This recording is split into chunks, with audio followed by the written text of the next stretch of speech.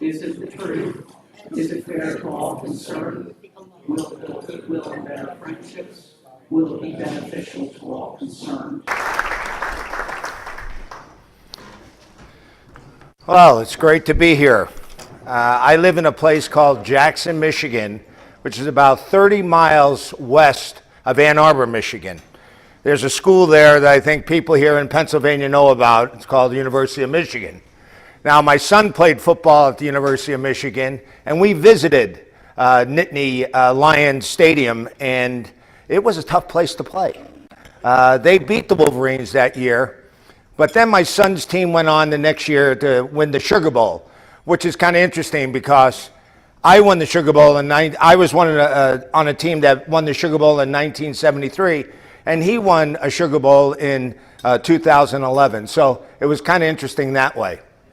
You know, my son also told me this story about 3 avid fishermen, and they were in a fishing boat, and one was a big fan of Notre Dame. The other one was a big fan of Michigan. The other one was a big fan of Penn State. Well, there's this big clouds come, dark. All of a sudden it starts hailing down, all kinds of rain and slush and everything, and the boat turns over. And the 3 football fans perish. So now they're up at the gates of heaven, right at the pearly gates, and St. Peter's there. And the Notre Dame fan says, St. Peter, he says, I'm a Notre Dame fan. Is it okay? Can I get into heaven? And he said, sure, you just have to do 2 things. First, tell me who created the universe. He says, that's easy, God did. He says, now spell the word love. He says, L-O-V-E. Go on, my son, into the gates of heaven. Michigan fan comes up and kind of rough and gruff, kind of like Bo Schembechler or Jim Harbaugh, and he says, St. Peter, I want to get into the gates of heaven. He says, can I get in there? He says, just do 2 things. First, tell me who created the universe. He said, that's easy, God did. He says, now spell the word love. L-O-V-E. Go ahead, my son, into the gates of heaven. So now the Penn State fan comes up and he says, St. Peter, can I get into the gates of heaven? He says, you just have to do 2 things. First, tell me who created the universe. He says, that's easy, God did. He says, now spell chrysanthemums.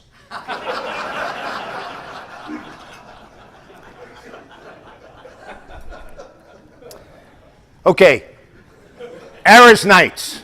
I was interviewed about 6 years ago, and a person said to me, what was it like playing for Ara Parseghian? I said, well, it was kind of like playing for royalty. He was our King Arthur, and we were his knights. He says, hey, that's a neat story. Maybe you should write a book about that. And my whole adult life after football was over, I kept thinking about maybe there's a chance someday that I could write a book. I had these titles going around in my head, maybe Memories of Camelot or Ara's Camelot. And this fella says, you know, Ara's Nights, that's a pretty good catchy tune. I says, okay, so I'm going to try it. So it took me 3 years to do it. There were some obstacles in the way, but we overcame them. The first one was I had a friend of mine, not a friend at the time, but we became close friends.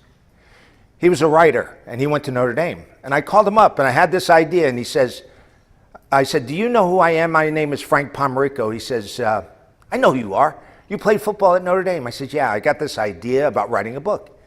He says, hey, that's a great idea, but he says, I don't think I can do it. He says, my wife's got MS, so I got a full-time job. I don't think we'll be able to do it. I says, okay. A couple of days later, he calls me back. He says, hey, did you find anybody yet? I says, no. He says, well, I talked it over with my wife. She wants me to do it. I says, okay. So we start on this journey together. And then after about 1.5 years, he says, we need to get a publisher. So I called up Notre Dame. They gave me a guy's name. And the name sounded familiar. So I called the guy. I says, Tom? I said, this is Frank Pomarico. He says, hey, how you doing? You can bring your gloves down? We used to play handball together. So every time I used to go through Indianapolis, I used to bring my handball gloves. So we were good friends. So I told him about my project. He says, don't do it. He says, it's a nightmare trying to sell books. Don't do it. I says, well, there goes that. I'll have to find another publisher. I says, before I hung up, I says, Tom, I'm going to send you down about 6 chapters. Would you read them and tell me what you think? He says, all right, send them down. Week goes by, 2 weeks go by, almost 3 weeks go by, I get a call from Tom. And he says, Frank, Tom Best. I said, hey, Tom, how's it going? I'm waiting for him to say, hey, no good. He says, hey, we loved your book. I says, no kidding? I said, you got the right guy. He says, yeah, we loved it. He says, not only did we love it, we want to give you an advance. I says, oh my goodness, I guess we got something here. So then we proceeded to finish the book. They set some dates for us, and we finished the book, and it worked out great.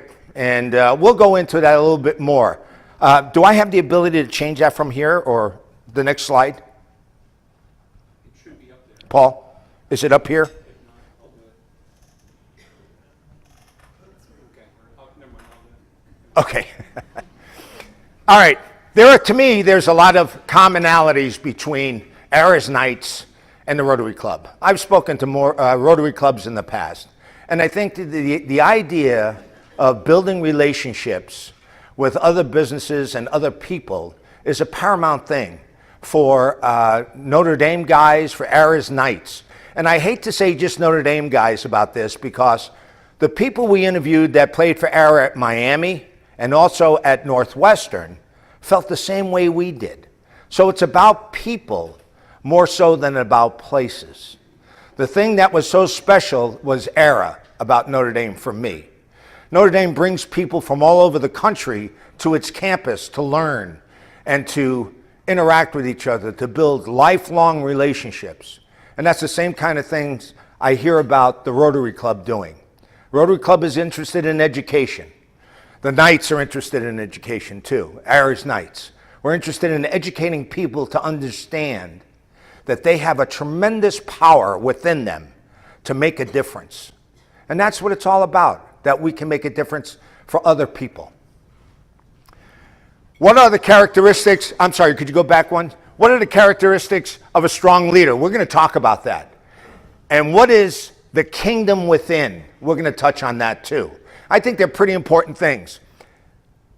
What Ara used to try to get across to us is that what you can clearly dream of and fiercely believe in and passionately focus on will almost always come true. And that's the thing, and if it doesn't come true, you're going to come pretty darn close to your goal. So that was a key thing that he tried to teach us. He always wanted people that were hungry for success. Because if you're hungry for success, there's no obstacle that you won't overcome in order to get your goal. Questions to ask yourself: what are your dreams? What are your goals? What is your plan to get to those goals and those dreams? What is your passion that will help others? What is your purpose in life? And I think if we can identify those things, especially if we can get young people to identify those things earlier in their life, it makes their direction much more focused, much more meaningful. My journey started in New York City. I went to a place called St. Francis Prep. Now, my mom was a hot, fiery Italian woman, and she was tough. I mean, if you were on her side, you got everything. If you were against her, boy, you were in for a tough day. And my father was a New York City detective, a lieutenant in narcotics, so he saw the worst of life a lot of times.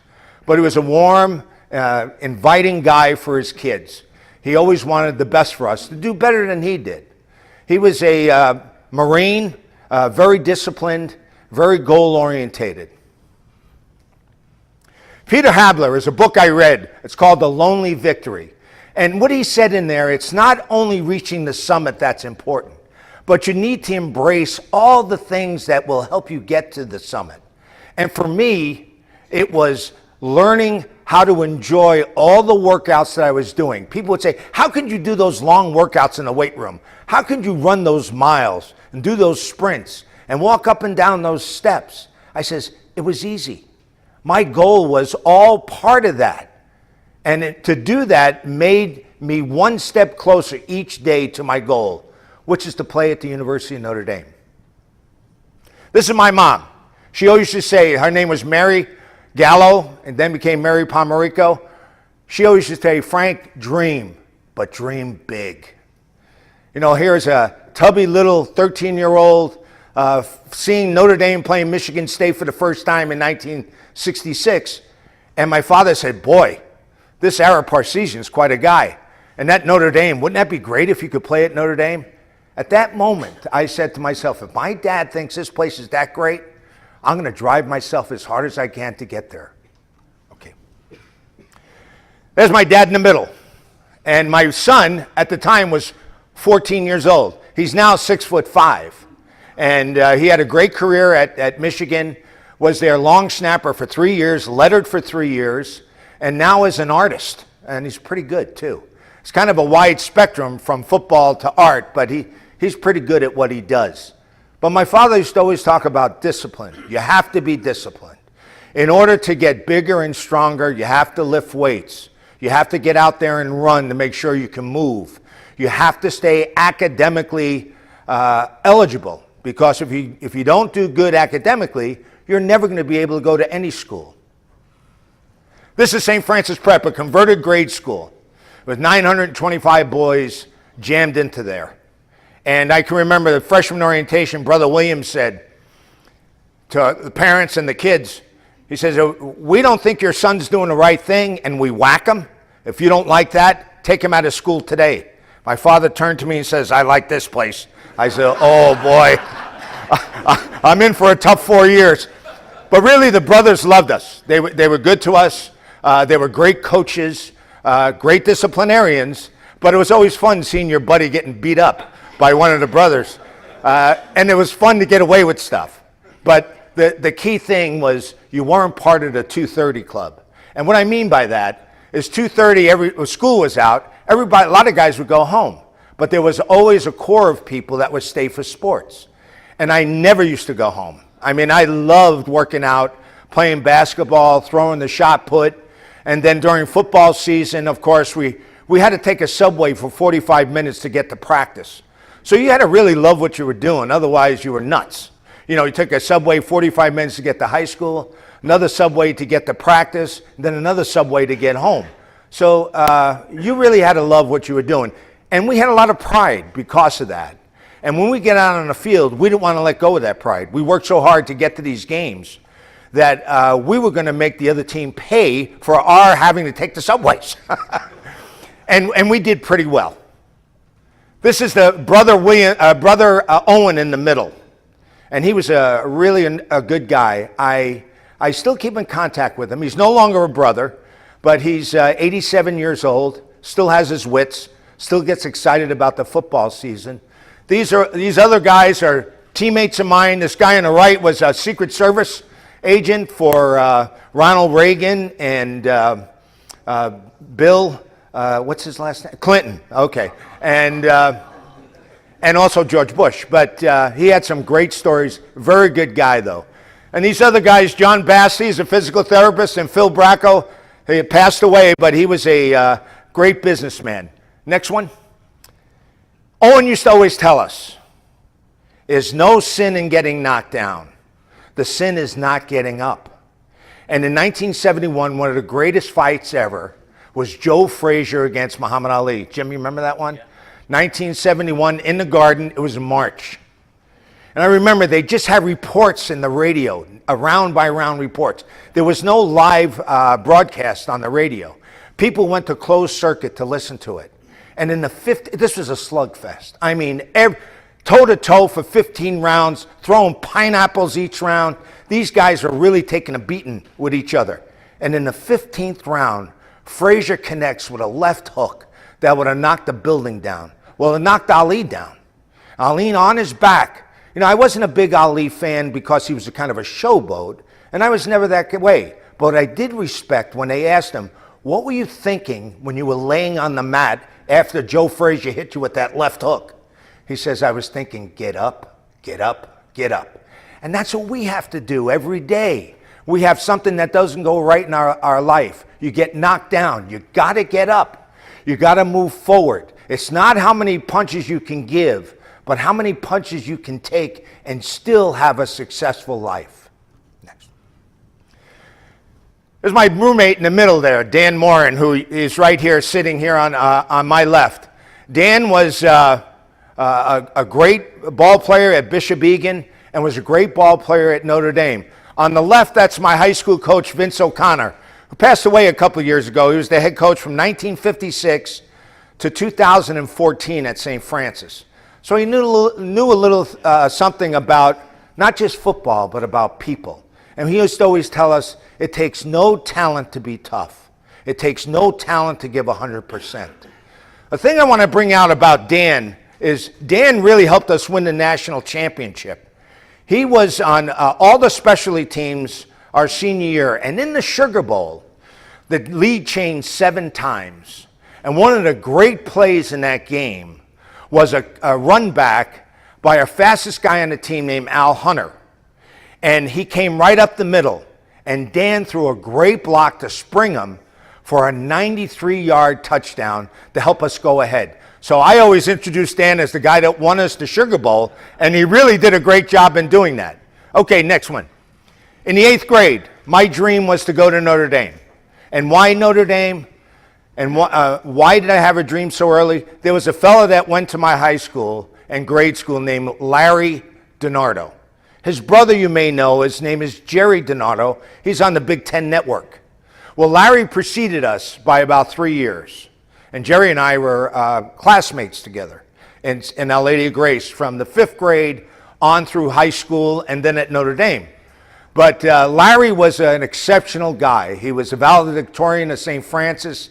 He was a star athlete that was recruited by Yale, Harvard, all the academies, Notre Dame, Michigan. Everybody wanted Larry. And he was a brilliant guy as well. He now is a partner in one of the biggest law firms in the country. But he was the reason why I wanted to go to Notre Dame. He kind of was about my size, and we were able to work towards a point where they were able to look at me and say, hey, we hit lightning once with Larry. Maybe we'll do it again with Frank. Okay, next one. This is Ara. Ara Parseghian, my mother used to say, boy, is he good looking. He was like a good looking Omar Sharif. And I never thought of Ara that way, but he was a good looking guy. The thing that I always knew about him was that he had a great way of developing pride. He worked us really hard. But you know, you never felt like you were really working that hard. You wanted to work that hard because you wanted to show him how much you appreciated him trusting you with one of his scholarships. And you wanted to rise to the top. He was all about discipline too. That's how he built his program. Pride, discipline, and the discipline was to find out everything you possibly could about how to compete at a high level. And for me, it was to learn through watching film. It was to lift in the weight room, to run, play handball and racquetball, but also to keep myself academically eligible. Now, Notre Dame was a pretty tough academic school. Now, my daughter graduated in 2003, and I always tell people, she got in there because she was a thinker. I got in there because I was a stinker. And she was a really bright girl, and I got there because I played football. Just as a regular student, I wouldn't have had a chance to get in. But I did get through with a B- average, and I'm very proud of that degree for sure. And the other thing he always talked about was loyalty. And how do you develop loyalty? Loyalty is developed through fairness. If you're fair with people, there's a great tendency to give back loyalty. As players, we knew if somebody was better than us. And the way Ara used to approach this is every night after practice, they used to talk about each player. Now, it may not be a long time they would talk about him, but somebody may figure out that something's bothering a kid. Maybe his parent is sick or passed away. He broke up with his girlfriend. He's not doing well in a course. There may be some information that Ara would absorb and understand why this kid wasn't playing at his best, or maybe why he was. And if you got moved from first team to second team or vice versa, you knew it was done not by just a whim. It was done with an educated decision. So you felt loyal to Ara and his staff about that. Okay, Dick. This is the grotto at Notre Dame. It's a replica of Lourdes. Now, I don't think you really have to be Catholic to appreciate this place. And the thing that I'm saying there is that there's a real center of peace when you're at this part of Notre Dame. It's behind Sacred Heart Basilica, and it is a place where people come to pray and to send out as much positive energy as possible to the heavens. I was told once also by one of our coaches, he said, you know, there used to be a tradition, and we like to pass it on, that every night before a game you would go to the grotto and say a prayer. Not so much that you would win the game, but that you would do your best. And also that you would not get hurt or hurt anybody else. Because when it's all said and done, it's about being healthy and about sport, not about other guys getting hurt. Okay, Dick. Nights of playing, like I said before, playing for Ara was really like playing for royalty. He was our King Arthur and we were his knights. And we appreciated that. We felt special playing for Ara. And even now, when we talk about some of the coaches that have been in Notre Dame since then, they don't really have the connections that we have because it's about people. It's not about a place. If Ara was at Miami of Ohio, I would have wanted to have been there, or at Northwestern, or at Ohio State, or God forbid, Southern Cal. I mean, he was the deal. He was the reason why Notre Dame was so special to me. Now, Notre Dame has other special things. I mean, there's people with the same mindset of spirituality and being good to one another that congregate at Notre Dame. And we have a great ability there at Notre Dame because the athletes do not have athletic dorms. We live with everybody else. And I love that because, as Dan said, and when we interviewed him, you know, you get to have lunch with 25 of your best friends. And you're talking about things from all over the country. And in those days, you didn't have computers. So we relied on everybody reading the newspaper and grabbing different things to tell us about. Okay. And here's the book. This is the book right here. Now, the interesting thing about this book here is I called up Regis Philbin. Regis I had met in 2002. He's a very nice guy. He's not quite as silly as he is on TV, but he's very warm and sincere, and he's short. I mean, he's like 5'5". I mean, he's a really nice guy, though. And his wife is a sweetheart, too. And I said, we're doing this book on Ara, and I wonder if you'd do the introduction. He says, if it's for Ara, I'll do anything for Ara. He says, he bent backwards for me in some very unpleasant times. In 1964, they were going for the national championship in Southern California. And on a bad call, they lost the game and lost the national championship. Ara had promised Regis that he would be there the next day to be interviewed, and he did. And Regis never forgot that. So he said, I'll do anything for Ara. Next. This is what it's like coming out of the tunnel at Notre Dame. It's a great feeling because you're out there with 125 of your best friends, your family. That's the way Ara made us feel, like we were part of a family. And that was a good thing. You know, we watched out for each other. If guys were getting too wild, we'd say, hey, knock it off. You're going to get in trouble. And then it looks bad on us. You know, it's something that he wanted us to feel that we had somebody watching our back. And when you come out of that tunnel, I always knew where my parents were sitting. I used to wave to them every game from the tunnel. People would say, what are you doing? I said, I'm waiting for my mom and dad. You know, it was such a big thing for us to be at Notre Dame. And they made my dad made every game I played in. I don't think he came out to Southern California, but a home game, he made every game, along with Dan's uncles and dad. They used to come out to every game as well. Dan and I were roommates at a place called Sorin College or Sorin Hall. Okay, next.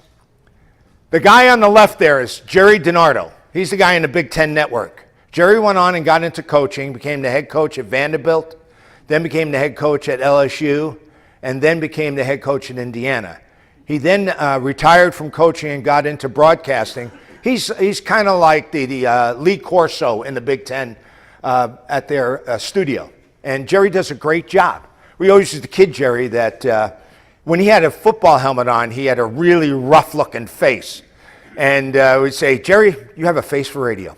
And he didn't appreciate that too much, but he's done a great job on the Big Ten Network. And he really has we were really disappointed that he or a guy named Tom Clements, who's from not far from here, near Pittsburgh, McKees Rocks, I think he was from.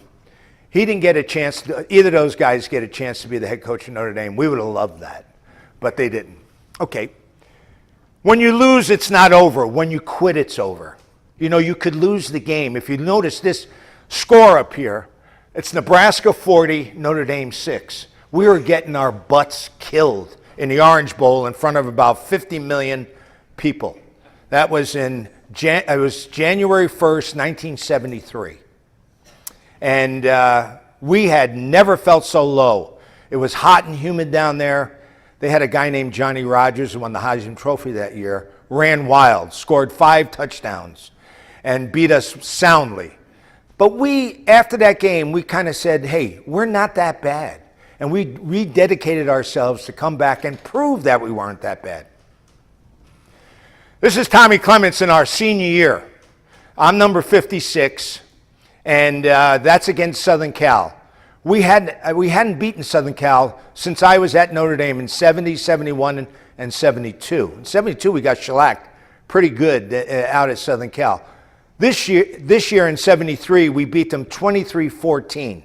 But the thing was great about it is that we hogged the ball. We ran the ball all the time and kept their offense, which was very explosive, off the field. They had Pat Hayden and Lynn Swan and a guy named Anthony Davis. So they had great tools to win, but we wouldn't let them get the ball. And we pressured them, and we kept scoring, and not like crazy, but we kept scoring to the point we were ahead 23-14, and it was one of those deals you were holding your breath all the way to the end. The most satisfying victory I was ever involved in at Notre Dame Stadium, mostly because they were so good. I mean, they had linebackers that were faster than our backs. They were really a good team, but we beat them 23-14. That was in 73, which was leading to the national championship. Now we have the Sugar Bowl to play in. It's the North against the South. It's Ara against the Bear. It's Catholics against the Baptist. I mean, it was a real hoedown. And you could hear the Alabama people the whole time on Bourbon Street saying, "Roll Tide, roll Tide." And of course, you know, as a player, you're hearing that and saying, boy, they're pretty confident in what they're doing here. When we get into the game, we realize that they're really good. I mean, we're going to have to work like crazy to beat these guys. But again, we had a situation where we hogged the ball as much as we could. And we used our quarterback, Tommy Clements, who again is from McKees Rock, Canavan High School, I think it was. Yeah, Canavan High School. And he was the MVP of that game. He was a great player. He was a great leader. He was Ara Parseghian. He was the only quarterback that Ara had that could articulate what he wanted on the field. I mean, he had the same kind of mind to be able to articulate what Ara wanted. He understood. We had other guys that were great quarterbacks that could throw the ball, that could run the ball, but none of them had the IQ that Tom did or the feel for what Ara wanted. This is Notre Dame in the wintertime. Now, we're at the south end of Lake Michigan, and it seems like every time you would walk outside, snow would be coming down. The joke was that Father Soren said, let's stop here along the St. Joe River until it stopped snowing. And it never stopped. So that's why he started the university there. But Notre Dame is right in the snow belt, and we get a lot of snow there. I lived there in South Bend for 25 years, and it does snow an awful lot. But it's a great place to be. My wife loves South Bend, mostly because of Notre Dame, because it's like the biggest park in the world. You go up to this campus that is meticulously taken care of. The buildings are beautiful, and there's just friendly atmosphere around. And there's, especially in the off season, the summer or the holiday season when everybody is not there, the students, there's a real sense of peace there. You can really get close to your spirituality. Next. There's Regis. This is 2002. And that's Joe Martori and his wife, Nina.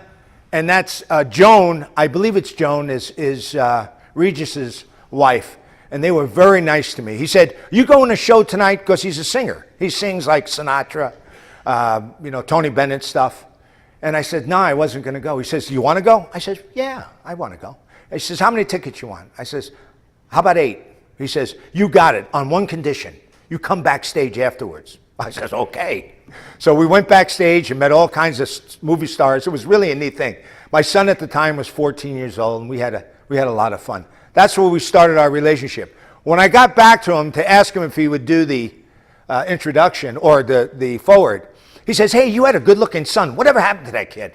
I said, he played at the University of Michigan. He said, how did that happen? I said, well, Charlie didn't want him, so we beat Notre Dame 3 times when my son was there, which I didn't mind because I was from my son. Ara's lessons on leadership. It's about people. It's not about places, right? He had high expectations.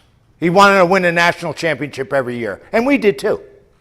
We weren't in a league, so for us, if we lost one game, we were almost out of it. So we always were shooting for the national championship. He was honest with us. He wanted us to be honest with each other too. He always would make things clear to us, what he wanted, what were the parameters of what we wanted to go through in order to be a championship program.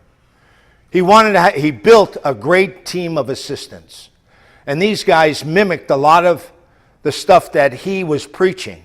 The only thing, they weren't him, because if they were, they would have had their own head coaching job. But he had good assistants that would follow him to, the end of the earth. He was always prepared. And if we lost a game, he never blamed the player. It was always his fault. We didn't prepare enough. It was my fault that we didn't go over certain things. So he was always very well prepared. We would work on execution all the time. We had this famous sweep. It was called buck sweep. And what we did on that is we faked to the fullback. And when you do that, you freeze the linebackers. So the fullback's coming up the middle. And the halfback would take the ball on a sweep, followed by the 2 guards in front of him. So we were getting outside as fast as we possibly could. Now with me running, we weren't getting out there that fast, but we would try to get on the corners, and then you have a mismatch. You have an offensive guard who's probably 235 to 250 in those days, going after a little defensive back who's maybe 195 pounds. So we were able to use our strength in order to clear away for our halfbacks. He was always positive. The cup was always half full, never half empty. It was great being around somebody like this. He was always looking for the silver lining. When I saw that movie, I thought immediately about Ara. Silver lining, that's something he always looked for. He was resilient. He never got down. If he did, he never let us see he got down, because if we saw him go down, in a bad way, then we might feel that way too, like there's nowhere to go. Teamwork, he wanted us to act as team on and off the field. Look out for each other, love each other, this is your family. And he was a motivator. Ara had these eyebrows that he was only 5'7", okay? But he had these eyebrows that when he would ask you a question, you would see his eyebrows and you'd say, he's looking at my soul. He knows what I'm going to say, whether I'm going to say it right or wrong, or whether I'm lying or not lying. So invariably, everybody told the truth.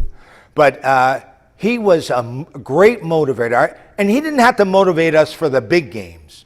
The games he had to motivate us for were the games that we were coming off a loss maybe. I remember getting beat by Missouri, who we were supposed to beat by 3 or 4 touchdowns.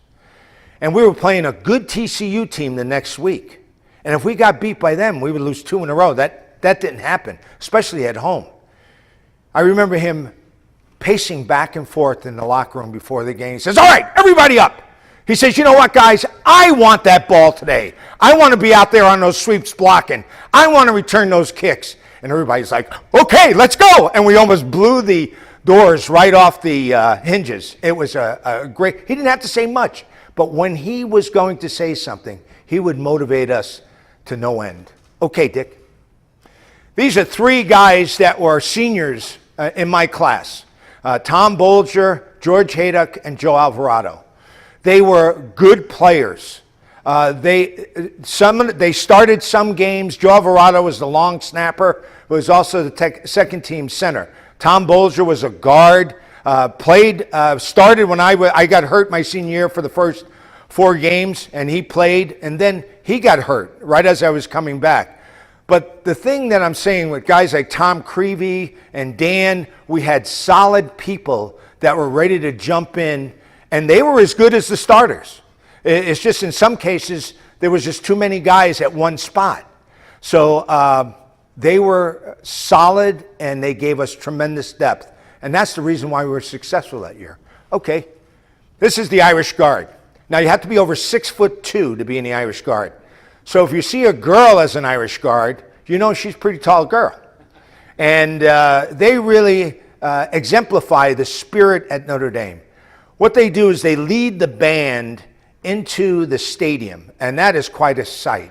What they do is they start at Washington Hall, and then they march around to all the different dorms and gather people out of their dorms, and they all go into the stadium at the same time. It's really quite a sight. I don't know if they still do that like they used to, but it's quite a spiritual thing. The spirit is really high. And at Notre Dame, everybody's kind of on the same page about why they're there. They want to be there because they want to be somebody that's going to make a difference. Now, you can do that at Penn State or Michigan or wherever you're going. But there's many more people. Notre Dame is more intimate. There's probably only 7,000 or 8,000 people at Notre Dame, with graduate students maybe 10 or 11. But it's really not that big of a campus. It's getting a lot bigger than it was, though. Okay, next. This is the stairway down to the field. That's to the tunnel. And that's the same one that George Gipp went down, and all the Angelo Bertelli and Paul Horning and all those great, Rocky Blyer, all those great players gone down. Now that sign wasn't there though, play like a champion. That was put up by Lou Holtz, which is a catchy thing. But we didn't have that there. I don't remember anything there, do you, Dan? No. But there was always this little old guy at the end of rooting us on at the door. Come on, you guys, go out there and really hit them hard. And I don't know, to this day, I don't know who he was, but he was there for every home game, which was kind of neat. How to be a knight, okay? You be industrious, hardworking, be a team player, always look out for your players, be enthusiastic, have passion about what you're doing, be disciplined, know everything you can about how to be successful, be prepared, work hard, be ready when that season starts. Be academically solvent. Make sure you're eligible. Be friendly. Now, he wanted us to be friendly, not so much on the football field, but he also wanted us to be an ambassador for the program. And if we were nice to people on campus and give a good account of who we were, I mean, this was something that he was proud of if he got reports back. You know, your kids are pretty good kids. You know, they're honest, they're friendly, they're enthusiastic, they're making a difference out there. Those are things Ara wanted to hear, but also that's what he was all about. Ara was a manifestation of everything that Notre Dame wanted to be noted for: class, integrity, character. He wanted us to be alert. He wanted us to read the paper. He wanted us to watch the news. He wanted us to make our own opinions about political things. You know, understand what's going on in the world, not just this little cubbyhole called Notre Dame, because you have a big obligation once you get out in the world. You have to know what's going on. He wanted us to have manners, hold the door for a woman, make sure you say please and thank you. You know, be courteous at all times. Physically fit. Now this goes on, I mean, anybody can be a knight. It has nothing to do with really Notre Dame. It has to do with understanding that you can be a special person no matter who you are.